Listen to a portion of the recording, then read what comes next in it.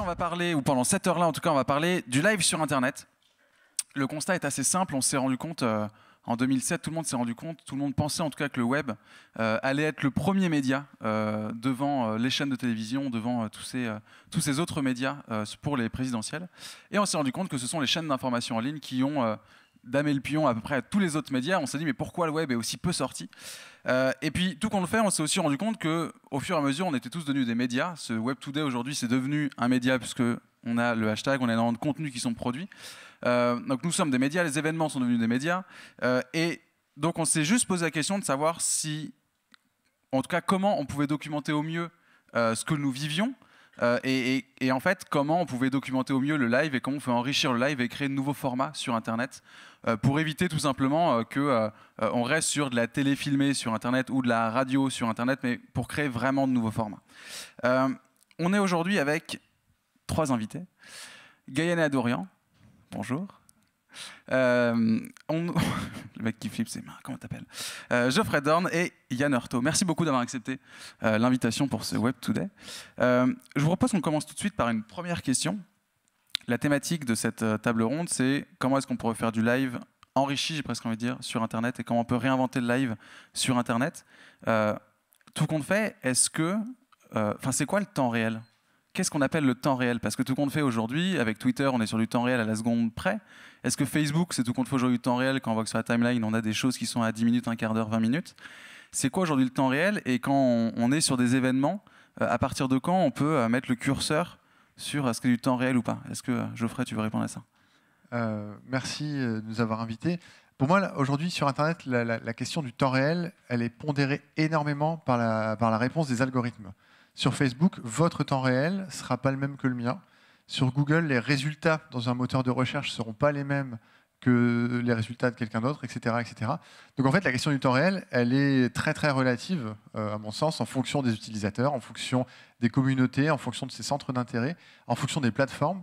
Bref, le temps réel, on pourrait penser que c'est de l'instantané, comme parfois à la télévision ou à la radio, sauf que le temps réel sur le web, à mon sens, c'est beaucoup plus subtil que ça. Évidemment, on a des outils de temps réel, hein, la vidéo en live, on a un live tweet qui se diffuse, comme aujourd'hui, on a beaucoup d'éléments comme ça, de systèmes qui permettent de diffuser en temps synchrone, on va dire, entre le temps présent et le temps vécu en ligne. Mais tout ça, évidemment, il faut le prendre avec des pincettes et il faut le pondérer un petit peu avec l'utilisateur. Parce qu'en tant que designer, justement, je parlerai d'utilisateur, de personnes qui va vivre l'expérience du temps réel. C'est ce que j'allais te demander. Toi, tu es designer. Et puis Gaëlle et Yann, vous êtes plutôt des conversationnalistes, c'est ça le terme? Plutôt sur la conversation. Comment vous vous débrouillez justement pour que cette conversation que vous mettez en place au cours d'un temps réel, d'un événement, comment vous faites pour qu'il soit ancré dans le temps et que vous puissiez emmener avec vous votre communauté sur un même temps en fait? Et comment vous faites ça? Bonjour déjà. C'est une bonne question ça, parce que très souvent, tu disais conversation, il y a 2 façons de l'aborder. On peut parler de production de contenu, et ça souvent c'est unidirectionnel, c'est je produis du contenu puis je le propose. Quand on tweet, très souvent ça peut prendre cette forme-là si on tweet beaucoup très vite pour couvrir un événement en live. Donc c'est une communication assez descendante. Ouais. Ça devient une conversation que si on se met à interagir avec ce que les autres produisent, ou si on pose des questions et qu'on écoute vraiment les réponses. Donc c'est le premier élément pour moi de la conversation en temps réel. C'est-à-dire que, et c'est là où le web et notamment Twitter dans mon cas est super intéressant, c'est que tu choisis tout de suite un canal et une façon de proposer de l'information en live qui appelle à la conversation et qui n'est pas seulement un flux descendant de je produis de l'info, je vous la broadcast et puis débrouillez-vous quoi. Mais la complexité, tout compte fait, quand on est sur du temps réel, c'est quand même d'amener toute la communauté avec soi. Je comprends l'aspect de conversation, mais comment vous faites pour que tout d'un coup, sur un événement comme le Web Today, on ait 300 personnes, 400 personnes qui parlent d'une même chose sur ce qui vient de se passer, sans que tout le monde ait la même communication descendante et qu'il se passe une conversation? Comment on crée ce dynamisme-là? Alors déjà, bonjour à tous. Un tout petit truc avant de répondre à ta question, c'est aussi conditionné par justement les conditions matérielles, genre, par exemple un Wi-Fi, c'est tout bête, mais on ne peut pas converser avec tout le monde si on n'a pas les conditions matérielles et logistiques, et en même temps une signalétique, c'est-à-dire que pour pouvoir emmener le plus de monde avec nous dans la conversation, il faut que partout, il y ait écrit les canaux de conversation qui sont utilisés, la signalétique. Sur Twitter, ça va être par exemple le hashtag, etc., etc. C'est comme ça que on pourra avoir des gens qui seront avec nous sur Twitter, sur Instagram, sur éventuellement Facebook, voire d'autres. Et comme ça, on pourra ne pas être déjà tout seul à produire du contenu. Parce que, voilà. Donc en fait, c'est vraiment des éléments nécessaires pour motiver ou en tout cas pour agréger des conversations, le hashtag sur Twitter. Mais justement, moi je voudrais qu'on sorte un peu de Twitter parce que à chaque fois, quand on parle de la couverture live, on parle énormément de Twitter. Est-ce que tout compte fait, il n'y a pas d'autres outils que Twitter, ou est-ce qu'on n'est pas est-ce que Twitter est-ce qu'on ne parle pas trop de Twitter tout simplement, et est-ce qu'il n'y a pas d'autres trucs pour faire du live? On parle beaucoup de Twitter parce que aujourd'hui ça fonctionne, c'est accessible. Il y a beaucoup de gens qui l'ont par rapport à il y a 3 ans, où quand moi je tweetais sur un événement, on me voyait un petit peu comme la petite geekette qui était sur Twitter toute seule. Mais non, il y a plein d'autres façons d'utiliser les médias sociaux ou d'autres outils pour converser. Je pense notamment à Instagram, où il y a vraiment beaucoup de choses à faire avec la photo, pour ramener des gens avec nous dans la conversation, déclencher des commentaires, etc. Et puis, il y a aussi... ce qui va être intéressant, c'est tout ce qui va être de l'ordre du mix de différents outils. On peut utiliser Twitter avec du dessin, Twitter avec autre chose. Et c'est là où ça va devenir en fait beaucoup plus riche que juste un fil. Donc c'est vraiment l'aspect d'enrichissement et de diversification du contenu, et comment on raconte des histoires qui permettent de créer des conversations. Aujourd'hui, sur Twitter, c'est facile de raconter une histoire, c'est facile de créer de l'engagement et de la conversation avec 3 personnes. Je pense qu'on l'a tous expérimenté, de discuter, d'être au même endroit avec des gens sur un événement, et de se dire on est dans la même conversation, on se retrouve dehors et on poursuit. Donc ça, on l'a beaucoup expérimenté. Donc en fait, ça devient la base en fait, Twitter. Et ce qui est rigolo, c'est ce qui arrive maintenant, c'est comment on fait pour aller au-delà, comment on fait pour trouver d'autres choses un peu plus rigolotes et un peu plus faciles peut-être, ou qui pourraient engager plus de gens. Maintenant qu'on a acquis le fait que Twitter était quasiment indispensable pour qu'un événement puisse rayonner, on peut s'amuser. Alors Geoffrey, toi tu as l'habitude de travailler avec des entreprises qui veulent devenir des médias. On l'a dit en introduction, on est tous des médias. Est-ce que c'est pas une phrase un peu surfaite, ou toute faite en tout cas, et comment on devient média? Est-ce qu'on a le droit de tout dire quand on devient média? Est-ce qu'on a une responsabilité en tant que média? Comment ça marche? C'est une sacrée question. Alors, un média, avant tout, c'est, à mon sens, c'est une entreprise. C'est un système qui essaie de se développer, qui essaie d'avoir une audience. Et évidemment, on peut pas. Qui dit une entreprise dit aussi une éthique, dit aussi des questions sur à qui on s'adresse. Un média, avant tout, et là encore, c'est la vision du designer qui parle, mais c'est voilà, si j'ai un média qui ne s'est pas posé la question de à qui je m'adresse, pour qui et de quelle façon je le fais, ça marchera pas. Ça marchera pas. Donc évidemment, avec les outils dont Gaëné parle, que ce soit Twitter, Facebook, Instagram, on aurait pu parler de Vine, on aurait pu parler de Storyfy, on aurait pu parler des diffusions sur Bunker avec des slides, on aurait pu parler d'énormément d'autres types et on va en parler certainement, de supports. Toutes ces choses-là, en fait, ça correspond à des canaux, des outils qui vont permettre aux gens, aux différents types de personnes, de s'exprimer avec leurs moyens, avec leurs outils. Et dans la conversation, le fait de converser, ce sont des gens qui vont converser, mais ce sont des outils qui vont converser entre eux. Donc tout à coup, on va avoir des gens sur Instagram qui vont converser avec des gens sur Vine, qui vont converser avec des gens sur Twitter. Et tout ce petit mélange entre des idées, un événement, un live, un sujet en tout cas qui vient rassembler tout le monde, tous ces éléments-là vont être réappropriés par le média pour ensuite être analysés, pour ensuite avoir une posture éditoriale, ça c'est très important à mon sens, et enfin, il y a une petite ting, et enfin avoir un retour aux utilisateurs par le média. Le média va s'approprier les contenus, va les utiliser, va les transformer, et va pouvoir ensuite rendre aux utilisateurs avec un spectre nouveau, avec une expérience enrichie, avec une plateforme en HTML5, avec un site web immersif, différentes façons de faire, pour que les utilisateurs puissent se dire « Ok, on a produit des contenus, ils ne sont pas perdus dans la nature, on a récupéré des choses et on a une vision plus globale de ce qui a été, de ce qu'on a vécu et qu'on n'avait pas pu imaginer parce qu'évidemment, quand on vit un événement live, on le vit avec sa propre subjectivité. Donc si je comprends bien tout compte fait, la première valeur ajoutée que l'on a sur Internet quand on fait une couverture live par rapport aux autres médias, c'est l'aspect collaboratif, communauté, qui permet de créer des conversations et qui permet tout compte fait à chacun de pouvoir entrer dans cette couverture. Mais tout compte fait sur un événement comme le Web Today, Yann, toi qui as couvert comme avec Gaïané le Lift en Suisse, au final ça sert à quoi? C'est quoi la valeur ajoutée? Et est-ce que tout compte fait, ça a plus d'impact d'avoir une équipe qui va documenter et qui va être sur Internet simplement, ou est-ce que tout compte fait, une équipe télé pourrait très bien faire ça? Une télé en temps réel, par exemple, aurait pu très bien fonctionner de la même manière si tu invitais des personnes. En quoi il y a une valeur ajoutée sur le fait de faire rentrer des gens dans cette couverture? Il y a plusieurs choses dans ce que tu demandes. Déjà, tu as demandé tout à l'heure à Geoffrey, est-ce qu'on est tous des médias? Et après, on a employé des verbes qui permettent de comprendre la réponse simplement. On peut le devenir. Les outils maintenant permettent de beaucoup plus facilement le devenir. Et du coup, ça répond à ce que tu viens de demander maintenant. Il y a eu une période où la technique pour couvrir un événement en live, les seuls moyens techniques disponibles, c'était la télé, la radio et la photographie, pour faire rapide. Et pour accéder à ces éléments techniques, il y avait un coût à l'entrée. C'est-à-dire que s'équiper, ne serait-ce que d'un appareil photo de bonne qualité, être capable de diffuser un flux télé, c'est un fort coût à l'entrée technologique et technique. Aujourd'hui, on est beaucoup à avoir ça dans notre poche. C'était discuté hier. On est une communauté biaisée par rapport à ça. On est suréquipé par rapport à la moyenne des gens. Mais la communauté des gens qui viennent à une conférence ont en général tous un smartphone dans la main. Hier, dans la salle, je ne sais pas si aujourd'hui c'est le cas aussi, mais il y avait une seule personne qui a levé la main quand on a demandé qui n'avait pas de smartphone. Donc à un moment donné, l'outil technique pour rentrer dans une conversation live, maintenant on l'a tous dans la poche. Donc ça c'est une première chose qui change beaucoup.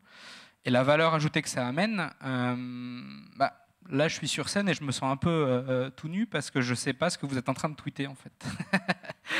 C'est pas habituel. D'habitude, quand je suis dans une conférence et que je suis dans une salle, j'ai mon laptop ouvert avec les 2 ou 3 hashtags différents et je regarde ce que les gens disent. C'est-à-dire, je suis pas seulement en train de raconter ma vie et de citer ce que les speakers sur scène sont en train de dire.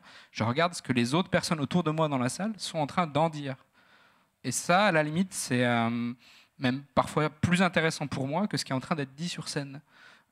La valeur ajoutée, elle est là. C'est-à-dire que c'est un truc qui est arrivé il y a quelques années pour la première fois à South by Southwest. C'était un gros événement qui a été fondateur pour l'usage de Twitter en conférence. Qui est à Austin, aux États-Unis. À Austin, ouais. C'était une interview de Mark Zuckerberg. C'était la première grosse interview devant la grande communauté tech américaine. Lui et la personne qui l'a interviewé sur scène ont eu l'impression que ça se passait pas trop mal. Et les gens dans la salle étaient tous sur Twitter en train de les descendre, en fait. C'est la première fois qu'il y avait une énorme dichotomie entre ce qui se passait sur scène et ce que les gens étaient en train d'en dire. Et la valeur ajoutée, elle est là. C'est que si on était resté à la façon de couvrir un événement en live d'il y a une dizaine d'années, ce que les gens étaient en train d'en dire, ça ne serait jamais devenu une histoire. Parce que tout simplement, les gens n'avaient pas les moyens d'expliquer en live ce qu'eux ressentaient par rapport à l'histoire qui était racontée sur scène. Donc quand Gaïa, tu disais tout à l'heure, effectivement, Twitter est partout, effectivement, mais ça crée énormément de bruit, puisque tout le monde dit tout. Du coup, explique-nous comment ça marche, ou si tu as en tête des couvertures live qui sont presque de référence. Parce que tout compte fait, certes, tout le monde peut tout raconter, mais derrière, il faut des gens pour faire le tri. Et pour hiérarchiser l'information, donner du sens. Ça, c'est l'autre côté. Et du coup, on va en parler après de comment créer une newsroom sur un événement pour avoir une mini-rédaction qui va tout d'un coup récupérer toute cette production et en donner du sens. Est-ce que tu as un ou deux exemples pour qu'on comprenne bien à quoi ça ressemble, tout compte fait une couverture live? Je peux juste rebondir sur ce que disait Yann. Oui, complètement, je vais partir aussi. Non, mais c'est parce que quand tu parlais de justement qu'est-ce que ça apporte, qu'il y ait le plus de monde possible qui rentre dans la conversation,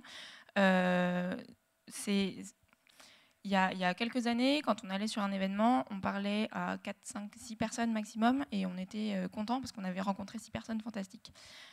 Aujourd'hui, justement, quand on rentre dans ce type de conversation, on multiplie par, je ne sais pas combien, peut-être minimum par 10, le nombre de potentialités de rencontrer des personnes qui ont des choses fantastiques à rajouter, à dire, etc. Et c'est juste parce qu'on s'est signalé à un moment sur un outil quel qu'il soit, qu'on était là, dans le flux, etc. Et que du coup, on a pu attirer l'attention. Et donc, ça rebondit un peu avec ta question juste là. un exemple de couverture d'événements. Bon, alors moi j'en ai plein, mais parce que c'est un peu mon métier. Mais il y a des choses qui sont vraiment intéressantes. Il y a des choses qui fonctionnent et qui fonctionnent moins bien. Moi, il y a quelque chose qui m'a marqué il n'y a pas très longtemps. C'était une couverture des élections municipales faite par des étudiants. Ça s'appelle l'Agnon Plus. En gros, ils ont réalisé, je ne sais pas si certains connaissent, ils ont réalisé une couverture hyper locale en fait des élections, et ils documentaient vraiment tous les jours ce qu'ils faisaient, des interviews, des choses comme ça, et tout était rassemblé au même endroit. Ça, c'était intéressant parce que c'était pas spontané vu que c'était dans le cadre d'un cours, mais c'était quand même quelque chose qui sortait de ce qu'on voyait dans toutes les autres villes. Et donc ça, c'est un exemple. Ensuite, je vais prendre un exemple que je connais un peu plus. Je ne sais pas si certains d'entre vous connaissent le WeShare Fest, enfin la communauté WeShare, qui est une communauté spécialisée sur l'économie collaborative, qui organise depuis l'année dernière un énorme rassemblement qui s'appelle le WeShare Fest, qui est international. Les gens viennent de vraiment partout. Et j'ai eu la chance d'expérimenter 2 fois sur cet événement une forme de couverture. La première, c'était avec des bénévoles qui venaient de partout, qui faisaient juste partie de la communauté, qui voulaient faire partie de la documentation et marquer en fait le premier WeShare Fest, avoir une part dedans. Et cette équipe, justement, c'était pas forcément des gens qui produisaient du contenu, en tout cas ils en produisaient, mais surtout ils donnaient du sens. C'était ça l'idée aussi, de construire une team qui tout d'un coup va apporter de la valeur ajoutée. Du coup, voilà, il y avait 2 types de profils. Il y avait des gens qui étaient là vraiment pour raconter ce qui se disait. Alors, on a utilisé Twitter, de la photo, de Facebook, plein de trucs. Et surtout, ce qui se passait, c'est que ça fonctionnait en sorte de binôme, parce qu'à chaque fois, on avait quelqu'un qui était plutôt là en mode réalisateur et qui reprenait les différents éléments pour redonner du sens à ce qui était dit, et avoir par exemple un compte-rendu d'une conférence très enrichi, parce que dedans on avait la participation des gens via les tweets pour cette fois, plus des ressources externes, des articles, des vidéos, des choses comme ça qui faisaient écho au sujet, et puis la valeur ajoutée de ces gens-là qui faisaient partie de cette communauté avec toute l'expertise qu'ils avaient. Donc là, du coup, on se retrouvait avec pas juste un article de compte-rendu, mais c'est vraiment une ressource dont après on pouvait se resservir pour d'autres événements. Voilà.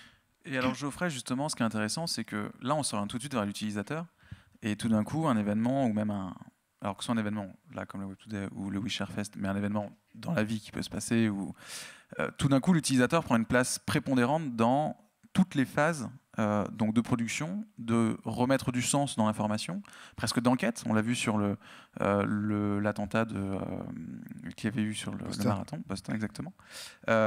Tout d'un coup, les utilisateurs prennent pas à pas presque le métier des journalistes, qui était de faire chacune de ces étapes. Comment est-ce que l'utilisateur est motivé pour faire ça? Qu'est-ce qui se passe en fait pour que tout d'un coup il se mette à lui-même avoir ce besoin, cette envie de servir et du coup de servir une cause beaucoup plus globale en fait? Par rapport aux outils du numérique et au web en général, il y a une porosité entre utilisateurs et acteurs. Quelqu'un qui vient utiliser les outils sociaux va publier aussi sur les outils sociaux. Donc évidemment, le concepteur et l'utilisateur, ça se fond de plus en plus. Et qu'est-ce qui va motiver justement cet utilisateur-concepteur? Ça va être d'une part de raconter sa propre histoire. Voilà, les 5 minutes de célébrité. Jean-Marc Manac parlerait des 15 minutes d'anonymat. On est aujourd'hui où chacun va pouvoir raconter sa propre histoire et va pouvoir raconter sa propre façon de voir un événement et de vivre un événement. C'est très égocentrique, évidemment, mais ça, c'est le miroir des réseaux sociaux principalement. Mais il n'y a pas que ça, Dieu merci. C'est aussi une façon de contribuer à l'histoire. C'est aussi une façon de se dire « je reçois des autres et donc je vais donner aux autres ». Donc, pour moi, c'est l'horizontalité que permet Internet. C'est la co-construction des utilisateurs pour enrichir une communauté de façon beaucoup plus globale. Sauf que tout à coup, il va falloir des outils. Les gens vont devoir créer des outils pour établir cette co-construction. Et donc ça va venir motiver aussi des utilisateurs à devenir concepteurs d'outils, à devenir des personnes ressources qui vont venir enrichir des outils, les améliorer. Je pense notamment à tout ce qui est open source. Et on va pouvoir établir des outils beaucoup plus performants pour raconter des situations live. Voilà, Gainé qui fait une photo, par exemple, qui finira sûrement sur Twitter. Donc, à mon sens, d'une part, il y a le fait de recevoir en se disant que la somme des parties, elle est beaucoup plus importante que la partie elle-même. Donc ça, c'est le point de départ. Et ensuite, il y a aussi le fait de lancer quelque chose et de voir comment ça rebondit. Voilà, je lance un tweet, je lance une photo, je construis un site web événementiel, et puis je vais voir comment ça va être détourné. Et à mon sens, les bons outils qui permettent ça, c'est des outils qui vont se faire détourner par les utilisateurs. C'est des outils qui vont permettre de construire des choses pour lesquelles, au départ, c'était pas prévu. Des conversations qui vont être détournées aussi. Des conversations, exactement. Remettre ça en perspective, reprendre un petit peu de distance par rapport à tout ce qui a été dit. Et puis, une envie, là c'est plus personnel, mais l'envie de prendre du recul sur ce qui a été dit, d'en tirer certaines tendances, de pouvoir les analyser, de comprendre l'esprit global d'une foule, d'un événement. Ce qui a été fait à Boston, c'est assez incroyable, la façon dont, sur 4chan notamment, énormément de personnes ont commencé à récupérer des photos, à traquer les gens, qui sont les terroristes, etc. Tout ça, ça a été permis grâce à un but commun, à mon sens, qui était voilà, on se fixe un but et on essaye de l'atteindre tous ensemble. Et chacun apporte sa petite pierre à l'édifice. Et je le redis, pour ça, il faut des outils assez ouverts pour pouvoir le faire. Mais alors, depuis tout à l'heure, on parle beaucoup de la production de l'information. Comment est-ce que la production change par rapport à un média classique? Mais donc, on fait la restitution pour le grand public qui n'a pas forcément contribué.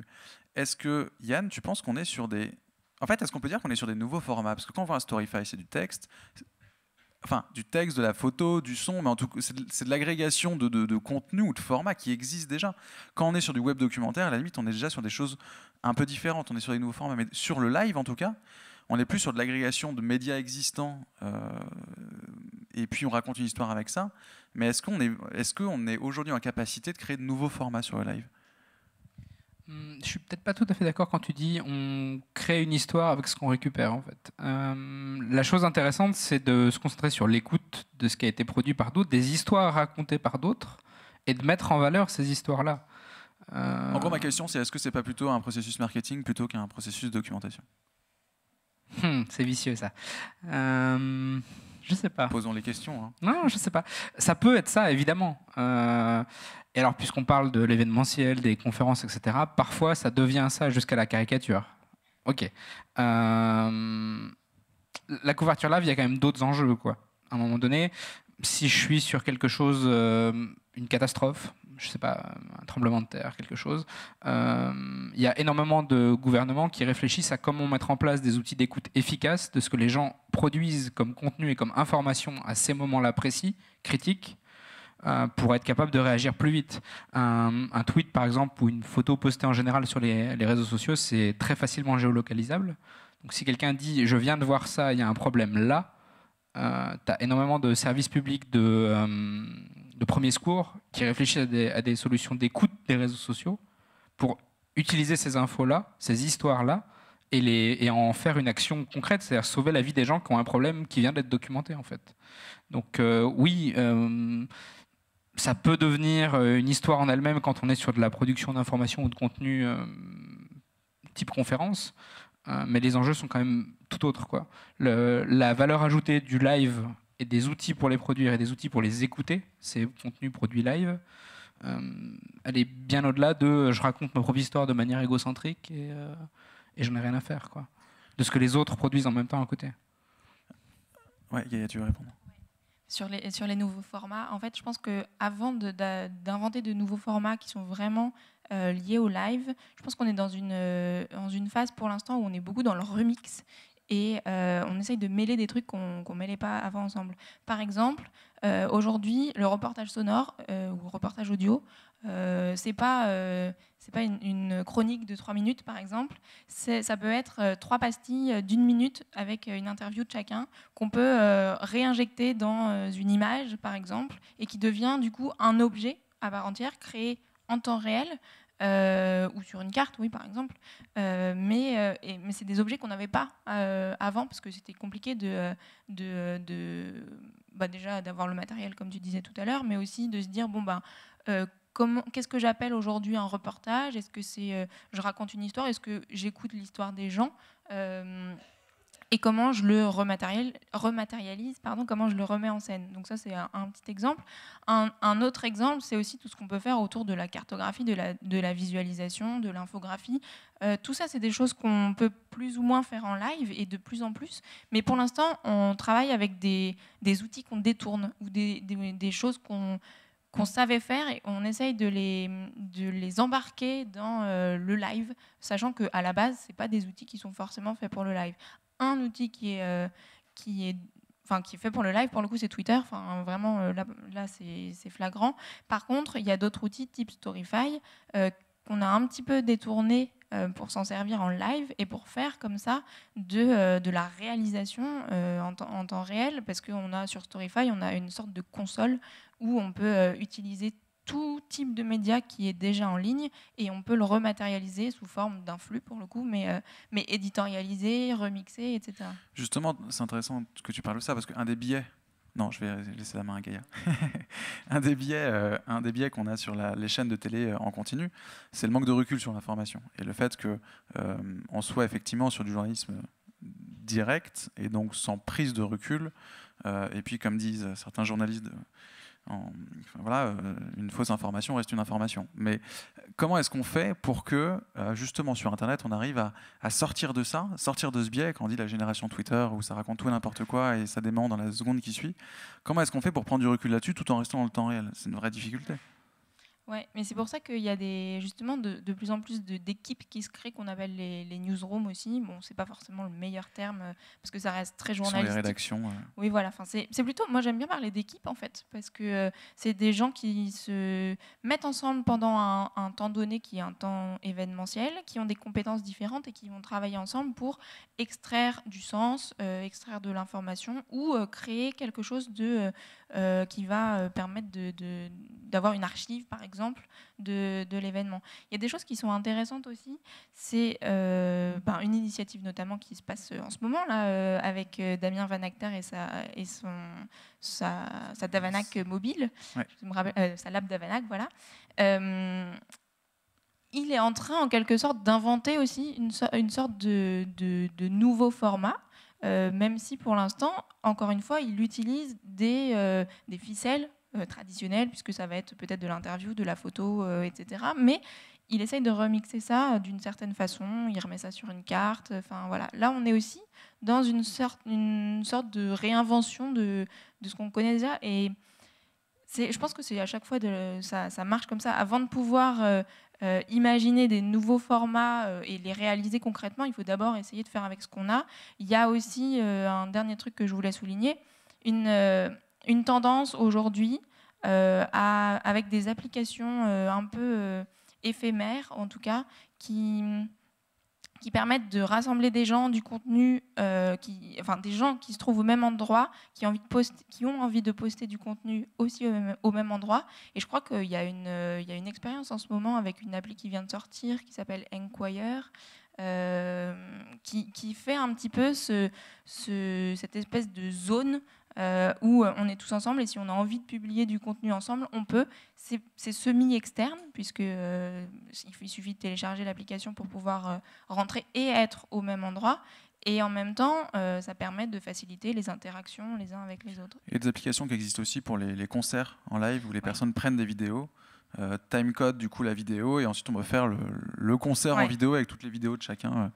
Et c'est ça qui est, en fait, c'est ça qui est intéressant. Aujourd'hui, on est encore quelques-uns. Enfin, finalement, tout le monde n'est pas encore sur son mobile en train de tweeter, de Facebooker, vous y êtes tous, là, j'espère. de prendre des photos. Mais il y a la musique, pour le coup, c'est une vraie source d'inspiration, parce que aujourd'hui, quand on va à un concert, il y a beaucoup de flash d'abord, beaucoup de mobiles qui sont allumés, qui filment. Et on ne vit plus un concert de la même façon qu'il y a 5 ans. Donc, faut juste essayer de se dire, les événements qu'on connaît, ça va aussi arriver. Mais alors justement, ça m'intéresse, Geoffrey, parce que là, on est vraiment en train de parler presque d'une niche, en fait, de gens qui tweetent et qui font la couverture de ce qu'on est en train de vivre. Comment est-ce que tout d'un coup, on va réussir à ce que le mouvement soit beaucoup plus grand et à ce que plus de personnes arrivent à faire ça? Est-ce que ça sera de la part des acteurs aujourd'hui de faciliter l'expérience utilisateur pour qu'ils y arrivent? Est-ce que c'est à eux-mêmes de rentrer dans cette dynamique-là parce qu'ils y trouveront un intérêt qu'ils ne trouvent pas aujourd'hui? Comment on arrive à casser un peu cette barrière et à rendre cette démarche beaucoup plus populaire? C'est une bonne question. Est-ce qu'il y a, à mon sens, je la retournerai en posant la question, est-ce qu'il y a besoin que chacun puisse être un acteur du live? Est-ce qu'il y a des... Je sais, j'ai pas de réponse là-dessus, c'est vraiment une question ouverte. Est-ce que chacun doit raconter en temps réel ce qu'il vit? Est-ce qu'il y a des ambassadeurs? Est-ce qu'en fonction de certains types d'événements, on est plus susceptible de raconter ce qui se passe? On est plus légitime même de raconter ce qui se passe? Voilà, à mon sens, dans certains types d'événements, il y a des gens qui sont beaucoup plus pertinents parce que voilà, ils connaissent les communautés, ils connaissent l'environnement, ils connaissent l'écosystème, ils connaissent très bien le sujet, donc ils seront pertinents pour avoir un regard critique. Après, comme on le disait tout à l'heure, il y a beaucoup de bruit sur les événements. Voilà, sur un événement, il y a beaucoup de ça y est, je suis arrivé, je suis bien arrivé à machin, c'est cool, il y a arrobas truc. Voilà, à mon sens, tout ça, c'est une marque de présence, hein, voilà, certes. Mais l'étape d'après, c'est l'ambassadeur qui connaît le sujet et qui va pouvoir avoir un regard et une analyse sur ce qui se dit. C'est déjà plus qualitatif. Et ensuite, pour que chacun puisse être ambassadeur, ou en tout cas pouvoir apporter son regard et sa vision sur un événement, une vision réfléchie, une vision intelligente, une vision qui vient enrichir chacun, à mon sens, c'est dans la façon dont la signalétique dont on parlait tout à l'heure va venir nous préciser que là, je suis pertinent pour venir raconter ce qui se passe. Là, j'ai le bon outil, j'ai le bon moyen d'expression et éventuellement, je suis la bonne personne pour faire en sorte que ce moment-là de live, je vais pouvoir le raconter, je vais pouvoir le partager et je vais pouvoir venir enrichir ma communauté avec ce que je raconte. Mais à mon sens, on peut perdre en qualité si tout à coup, tout le monde devient journaliste, tout le monde devient reporter, tout le monde devient live Twitter sur tout et n'importe quel sujet. Alors toi, du coup, tu en as fait l'expérience, parce que du coup, avec Gaël et Ouyan, tu as pu faire partie de certaines équipes qui ont documenté des événements. Mais toi, avec ta posture de designer, du coup, et du coup, on va presque rentrer dans la troisième partie de cette table ronde, qui est de se dire, en fait, aujourd'hui, on a besoin d'énormément de compétences pour raconter ces différentes histoires. Gaël, tu le disais tout à l'heure, on a besoin de son, on a besoin de photos, on a besoin de textes plus courts, plus longs. Et toi, du coup, comment tu as vécu cette expérience-là et qu'est-ce que tu y as fait, du coup? Alors, il faut savoir que le temps du live, c'est un temps de l'immédiateté, c'est un temps très très rapide. Donc évidemment, si on veut commencer à faire des images, si on veut commencer à rédiger un article de qualité, si on veut commencer à faire des choses longues, ça ne marche plus. Donc c'est délicat. On pense souvent que quand ça va vite, c'est pas forcément de bonne qualité. Quand on produit quelque chose, voilà, je pense à des images, du graphisme, etc. Donc il faut adapter le temps à ses moyens. Il faut trouver des moyens efficaces, rapides.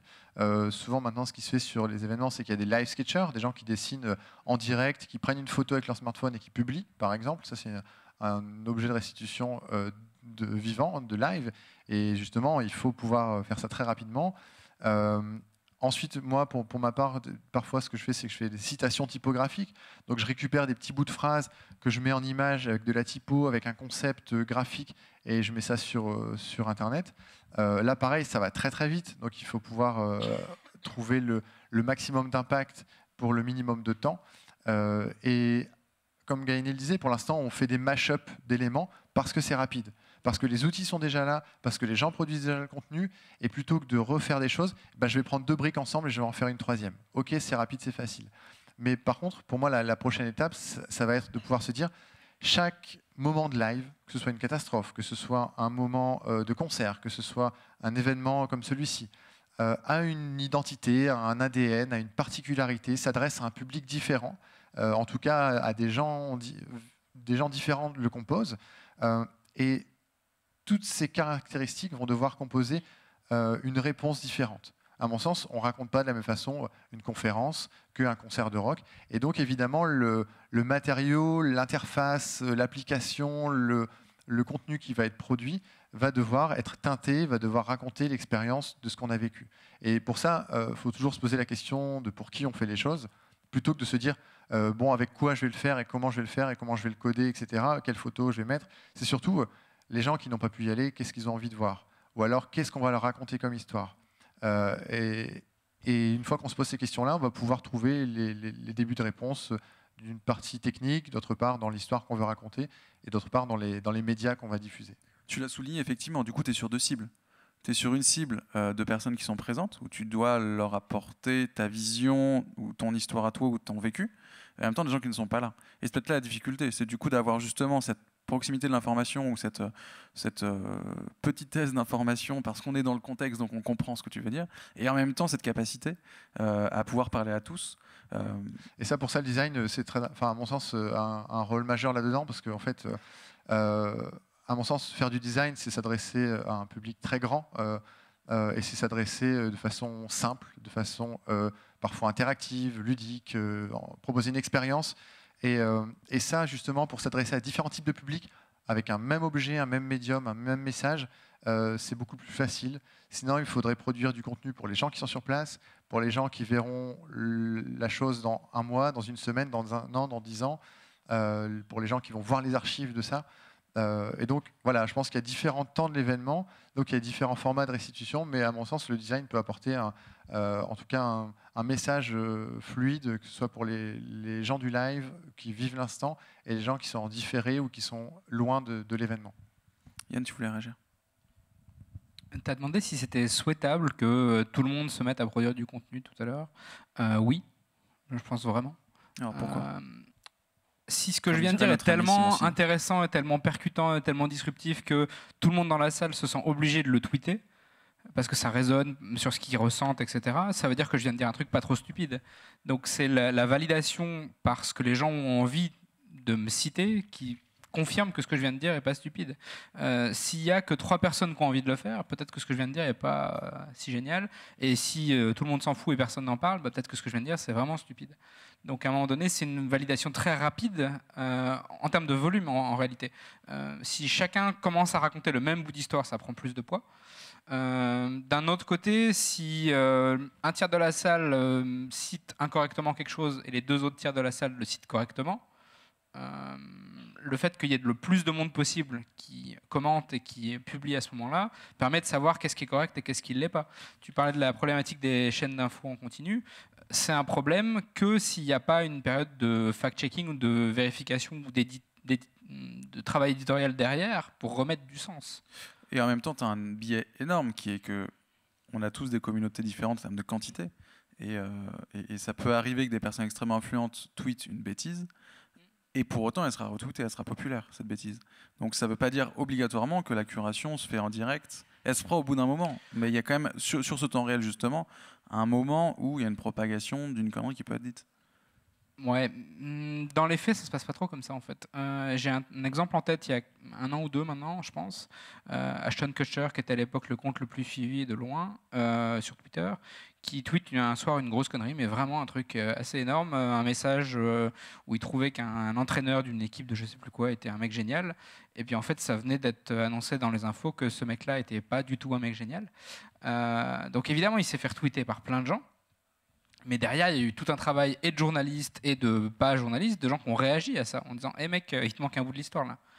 Donc oui, bien sûr, cette fausse info que cet entraîneur était un type génial, ça a été très diffusé parce que beaucoup de gens suivent Ashton Kutcher et ont retweeté ce qu'il a dit. Ok, très bien. Mais derrière, l'effet, le retour de flamme a été d'autant plus énorme parce que justement, beaucoup de gens observaient ce qui se passait, ont jugé de la qualité ou pas de l'info qui avait été donnée, et l'ont commenté ou l'ont rétabli. Alors justement avec Gaïa du coup, on parlait tout à l'heure, on a ouvert un peu la porte sur le fait que la couverture live amenait à créer des équipes pluridisciplinaires avec plusieurs compétences. Comment est-ce que toi tu arrives à les manager tous ces gens-là et comment tu arrives tout d'un coup à avoir une vision avant même l'événement de te dire je pense qu'il faudra qu'on ait du son avec telle et telle interview, tel et tel sonore, des photos de telle chose. Enfin, comment tu arrives à manager tout ça pour que tu trouves une cohérence globale en direct, donc tu n'as pas trop le choix, tu es presque une réalisatrice en direct. Et comment ça se passe en fait Est-ce que c'est à chaque fois la même chose? Est-ce que tu testes des choses à chaque fois et c'est peut-être de la culture du net qu'on n'a pas trop en télé, qui est testée, de se tromper et d'avancer? Comment tu le vois? Alors j'ai déjà, j'ai testé pendant 2 ans et demi avant de créer ma boîte. Et en fait, non, c'est pas la même chose à chaque fois. Il y a des composantes essentielles, mais ça va. En fait, moi, quand j'essaye de travailler ou quand j'ai des événements à couvrir, j'essaye toujours de me demander qui sera dans le public et qu'est-ce qu'on peut proposer qui permettra à chacun de pouvoir s'exprimer. Typiquement, un événement organisé par le conseil général d'une région avec une population absolument pas au fait des usages numériques. Il m'avait demandé de faire une animation une animation numérique. Je m'étais dit, bon, je ne vais pas utiliser Twitter parce que ça ne sert à rien si je suis la seule à tweeter, il n'y a aucun intérêt. Par contre, il y a des choses qui peuvent être intéressantes et rigolotes. C'est travailler avec du dessin en live, de la photo et du son, de l'interview audio pour permettre à un maximum de participants d'apporter sa pierre, ce qu'ils pensent dans l'événement. Donc, ce qui est intéressant, et je l'ai observé aussi plusieurs fois, c'est que quand on met du dessin sur un événement, même si les gens ne sont pas vraiment connectés ou au fait des usages numériques, il y a quand même l'effet waouh et faut que je le prenne en photo. Et en fait, cette photo, après, ce qui est très rigolo, c'est qu'elle apparaît, mais sur d'autres réseaux plus tard, des réseaux personnels, des réseaux qui n'étaient pas forcément mis en avant pendant l'événement. Et en fait, il y a une circulation comme ça qui se crée et du coup des interactions qui existent aussi après. Donc les gens qui seront présents dans l'événement, c'est vraiment important quand on a en tête de faire une couverture d'événement. Et ensuite, après, ça va dépendre aussi de ce que souhaite l'organisateur. Parce que, évidemment, lui, il a aussi en tête quel type de rendu il veut, parce que ça peut conditionner du sponsoring ou éventuellement la reconduite d'un événement, etc. Donc, c'est un petit peu un mix entre les deux. Et ensuite, la dernière chose, c'est j'essaye de privilégier ce qui est toujours le plus facile parce que, encore une fois, moi, je préfère qu'il y ait un maximum de gens qui puissent participer ou en tout cas, même s'ils ne participent pas, qu'ils en aient la possibilité parce que c'est ce qui a permis d'être au courant de ce qui se passait dans les mouvements Occupy ou ce qui se passait en Turquie, etc. C'est parce que les gens avaient cette connaissance des outils et savaient ce qu'ils pouvaient en faire. Et donc, ça voulait dire que quelqu'un leur avait dit ou ils l'avaient vu. Donc, essayer d'abaisser cette barrière, c'est vraiment important. Et ensuite, après, une équipe...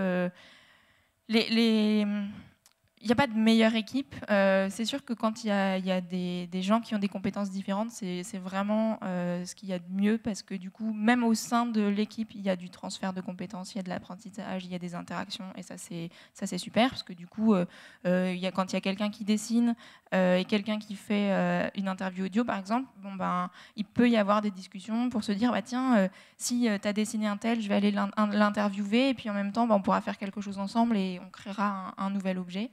Donc voilà. Les composantes principales, ça va quand même être les médias sociaux, dont Twitter, avec toujours le souci d'avoir une archive, parce que tweeter pour tweeter, il n'y a pas vraiment d'intérêt. Si ça reste pas, si on donne pas du sens à la fin, ok, c'est bien, j'ai tweeté, mais dans 15 jours, ça aura disparu. Donc le souci vraiment d'avoir une archive la plus propre et complète.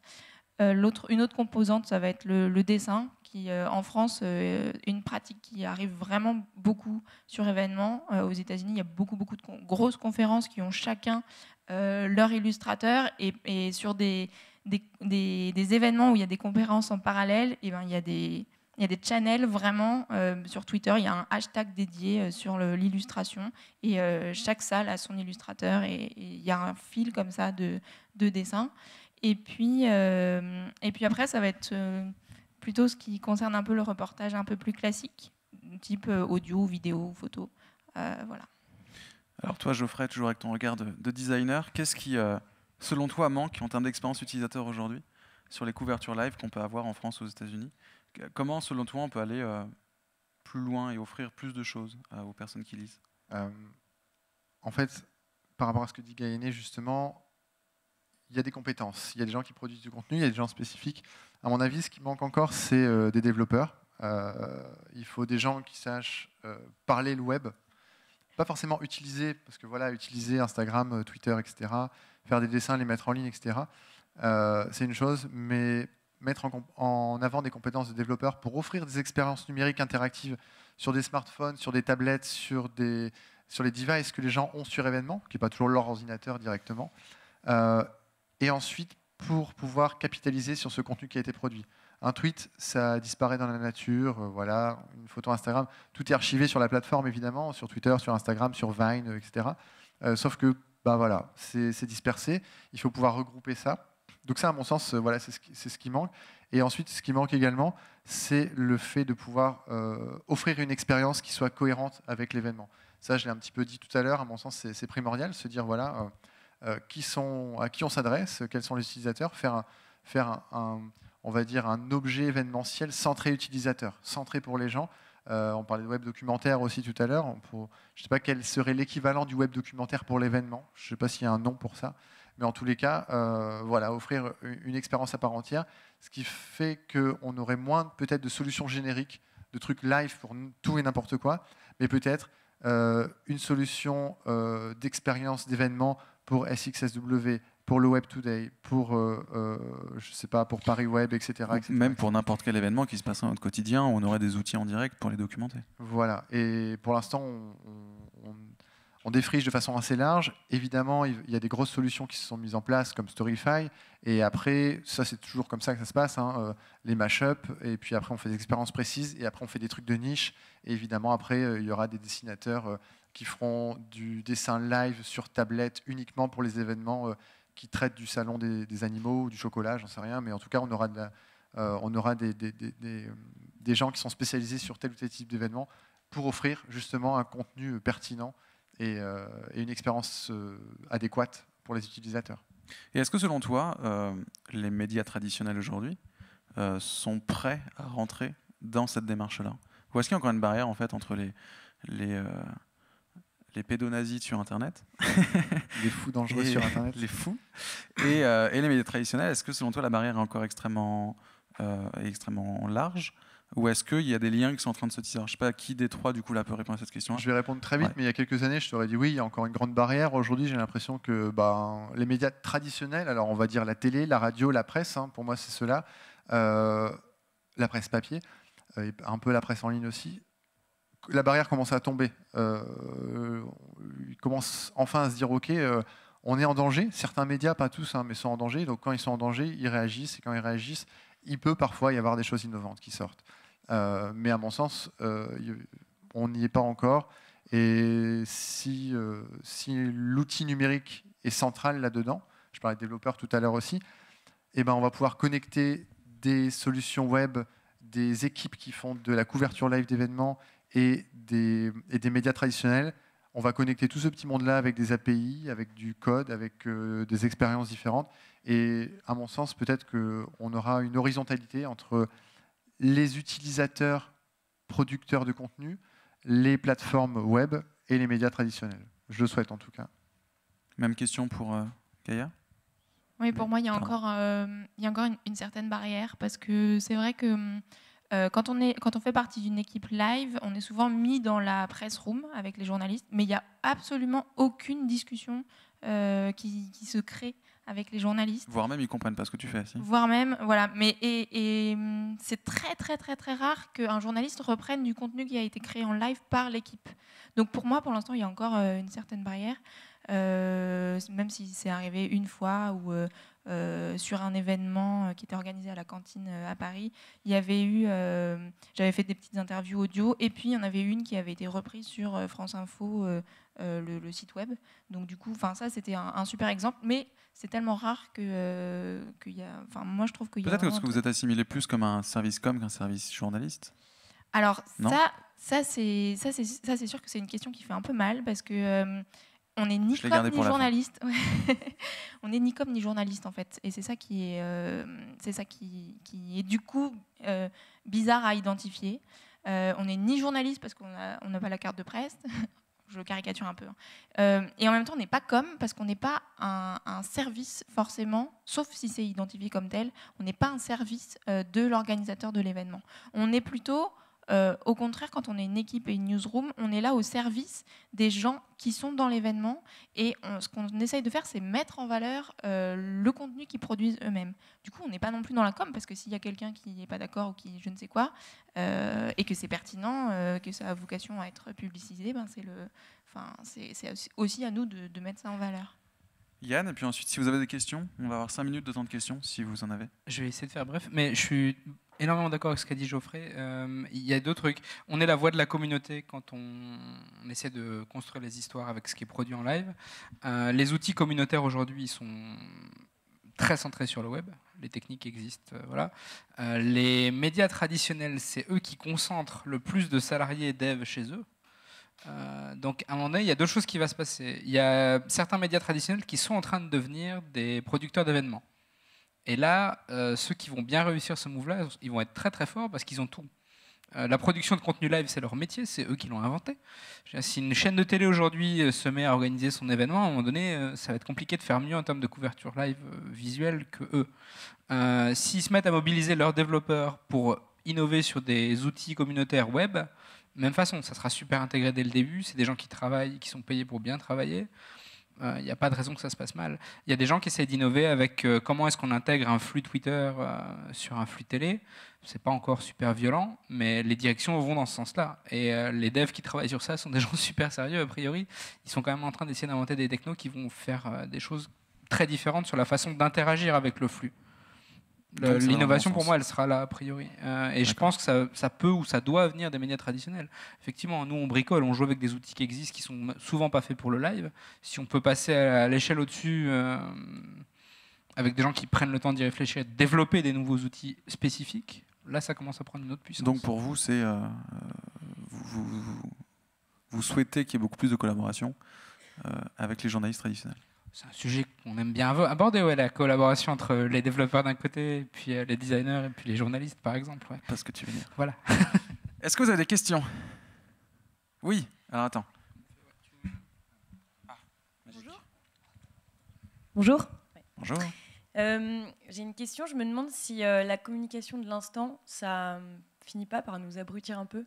Enfin, je m'explique. L'idée, c'est là, vous êtes en train de faire une conférence, un débat en live, et donc on est censé vous écouter, sauf qu'en fait, tout le monde tweet, ou en tout cas une grande partie des gens tweetent, et du coup, on ne vous écoute pas vraiment. Et je me demande si on ne perd pas un peu en qualité de contenu, parce que à force d'être tout le temps dans le réel, en fait, on est un peu plus dans le virtuel, et du coup, on perd à la fois dans le virtuel et dans le réel. Voilà, C'est une très bonne question, c'est vrai.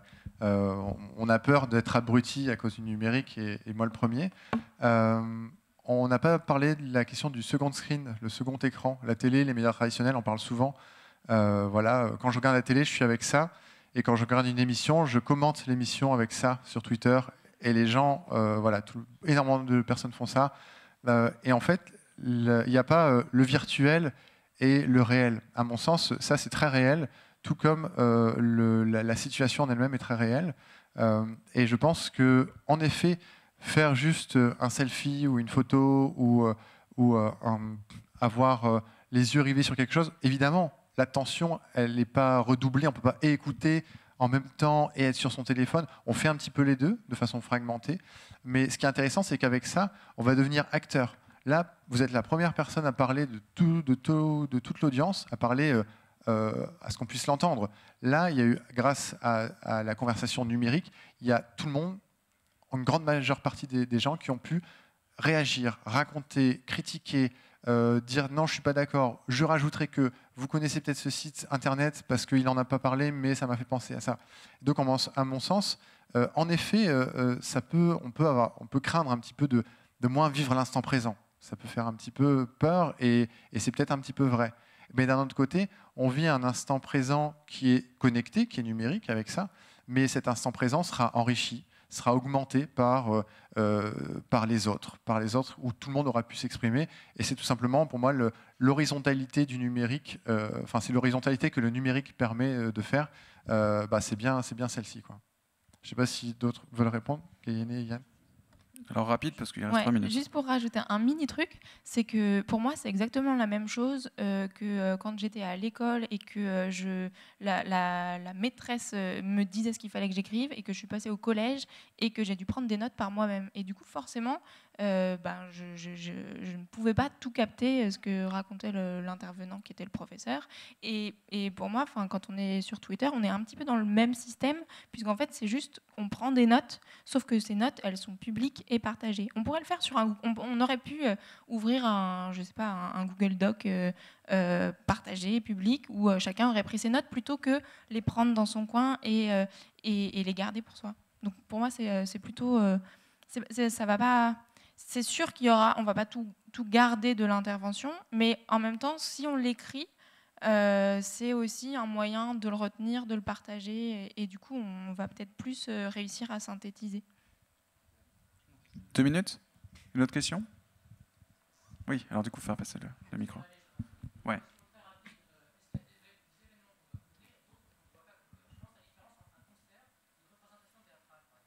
Alors, je vais juste redire la question pour que ceux qui sont sur Internet.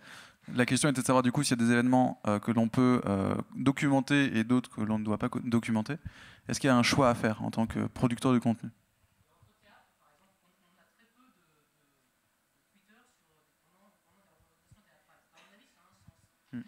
Alors, vous avez posé la question, est-ce qu'on doit Alors, il y a 2 réponses à ça.